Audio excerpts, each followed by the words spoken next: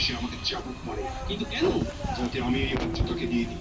এরকম পাথরের রাজ্য তার চাই না। সে জানে যে আমার দেশের লোকেরা আমি ছাড়া কাউকে রাজা বলে মানবে না। তবে একটা কথা, ওই যে পাহাড় দেখছো, ওতে আছে এক তরল, আর তা হাতে নিয়েই জাদুকরি সব করতে পারে। এইভাবেই সেই রাজ্যের সব মানুষকে পাথর করে রেখেছে। আমরা কি ওটাকে দিয়ে সবাইকে সুস্থ করতে পারবো?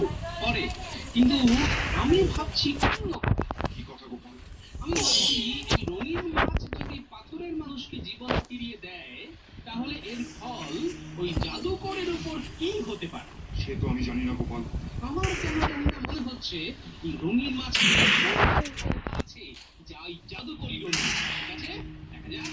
শোনো, এই রঙিন মাছ সঙ্গে লুকিয়ে রাখো, আর যেই আজ রাতে সেই জাদুকরি আসবে, এক ফাঁকে তাকে ছুঁয়ে দিও এই রঙিন মাছ। বেশ, তুমি যা বলবে তাই হবে।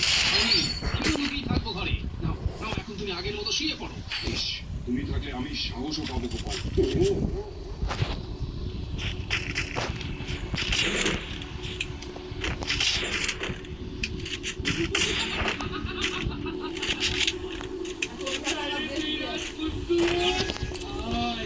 আমার হাতে সুখ করি।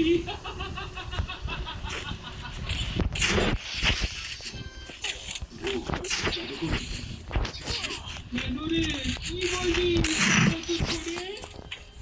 বলছি যে আমি এই রাজ্য থেকে দিয়ে দেবো। এই তো এতদিনে শুভ বুদ্ধি উদয় হয়েছে। বাবা বাবা বাবা, আমি আর এই যন্ত্রণা সহ্য করতে পারছি না।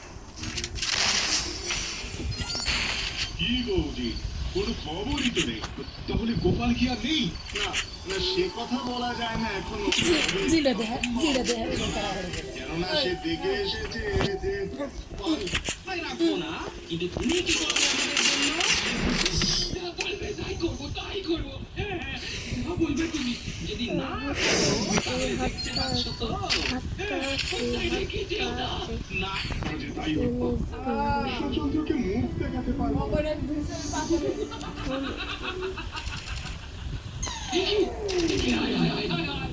এ আবার কি হলো? হায়, হায়, হায়, হায়। কেন, আমার যা হয়েছিল এবার তোমার যে তাই হলো। এমন মজা, এবার বুঝতে পারছো জাদুকরি? হ্যাঁ? এটা কি, হ্যাঁ? তোমাকে এভাবে এখানেই ফেলে যাবো, না খেয়ে শুকিয়ে